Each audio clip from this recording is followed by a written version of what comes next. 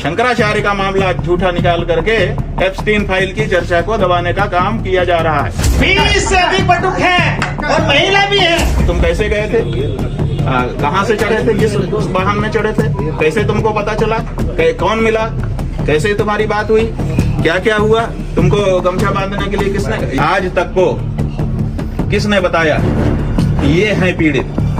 मेरी हत्या हो जाएगी तो अभी मुक्तेश्वर पड़ा है मेरे पीछे, अखिलेश यादव पड़ा है, आज राहुल गांधी भी पड़ गया है मेरे पीछे। कि बच्चे स्वयं वहाँ पहुँच गए कि आज तक में हम आए हैं। पहले वो कहते थे कि हमको बचाने वाला कोई नहीं है। आ जाए ना सामने, अखिलेश बचा ले, राहुल बचा ले। कि शंकराचार्य को बदनाम करने का जो कुछ भी मौका हो उसको छोड़ो मत। कथित जी महाराज के साथ सेलिब्रेशन जो कर रहा है अधिकारी, वो आपकी जांच कर रहा है महाराज जी। गड़बड़ लोग तो आकर के अपना दिखा रहे हैं कि हम कितने कांग्रेस के पड़े रहते हैं। महाराज वीआईपी में अखिलेश यादव का नाम भी है क्या? अभी मैं नहीं कह सकता हूँ। धर्म, वासना और साजिश। शंकराचार्य मामले ने पकड़ा तूल। क्या धर्म की पवित्र चादर के पीछे वासना और साजिश का कोई काला खेल चल रहा था? क्या गुरु सेवा के नाम पर मासूम बटुकों की चीखें आश्रम की दीवारों में दफन कर दी गई?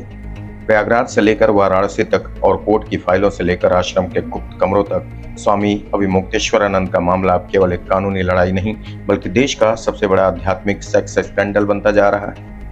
आज स्वामी अभिमुक्तेश्वरानंद सरस्वती के लिए अग्नि परीक्षा की घड़ी है।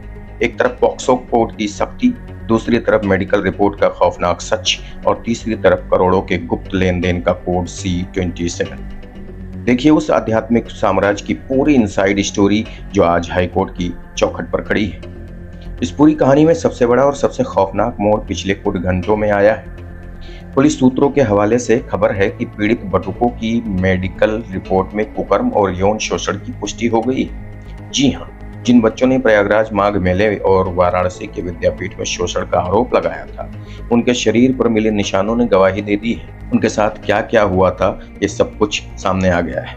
शिकायतकर्ता आशुतोष ब्रह्मचारी का दावा है कि उनके पास ऐसे पुख्ता सबूत और पेन ड्राइव्स हैं जो इस सेक्स स्कैंडल की जड़ें पाताल तक खोद देंगे। लेकिन बात सिर्फ शारीरिक शोषण तक नहीं रुकी। भूमिका द्विवेदी की खुलासों ने पूरे देश को सन्न कर दिया है।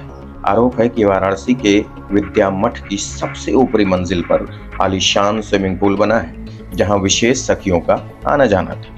मठ के भीतर कई सीक्रेट कमरे और ऐसे गुप्त रास्ते हैं जहां आम भक्तों का प्रवेश वर्जित था। बटुकों का आरोप है कि रात के सन्नाटे में यहां कोई सफेद पोश वीआईपीज भी दस्तक देते थे। क्या इन गुप्त कमरों में मासूमों के भविष्य की नीलामी होती थी? आखिर कौन है वो रसूखदार चेहरे जो धर्म के इस केंद्र में रात के सन्नाटे में अपनी मौजूदगी दर्ज कराते थे? नेशनल ह्यूमन राइट्स कमीशन यानी NHRC ने भी अब इस मामले में एंट्री ले ली है। अब इस मामले में मनी लॉन्ड्रिंग और वित्तीय धोखाधड़ी का तड़का भी लग चुका है। शिकायतकर्ता ने कोड C-27-95375 नाम के दस्तावेजों के जरिए 7 करोड़ रुपए से ज्यादा के संदिग्ध लेन देन का दावा किया है। आरोप है कि विदेशी फंडिंग और भक्तों के दान का इस्तेमाल निजी ऐशो आराम के लिए किया जाता रहा है।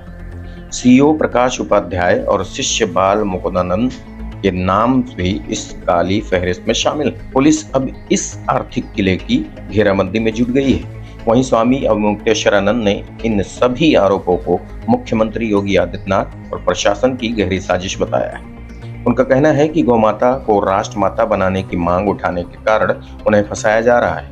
उन्होंने शिकायतकर्ता आशुतोष ब्रह्मचारी को शामली का हिस्ट्री शीटर बताते हुए कहा कि जिन बच्चों का जिक्र है वो कभी उनके गुरुकुल में थे ही नहीं। विपक्ष के नेता अखिलेश यादव और अजय राय ने भी इसे सनातन का अपमान करार देकर राजनीति को चरम पर पहुंचा दिया है। आज इलाहाबाद हाईकोर्ट की जस्टिस जितेंद्र कुमार सिन्हा की बेंच में स्वामी जी की अग्रिम जमानत पर सबसे बड़ी सुनवाई होनी है। जेल या बेल, पुलिस की टीम वाराणसी में डेरा डाले हुए है और गिरफ्तारी की तलवार लटक रही है। क्या एक शंकराचार्य की गरिमा सलाखों के पीछे जाएगी या फिर ये साजिश का गुब्बारा फटेगा? सच और आस्था के इस महासंग्राम पर पूरे देश की नजरें टिकी हुई हैं। क्या ये वाकई एक संत को बदनाम करने की साजिश है या फिर आस्था के नाम पर चल रहे एक बड़े रैकेट का अंत?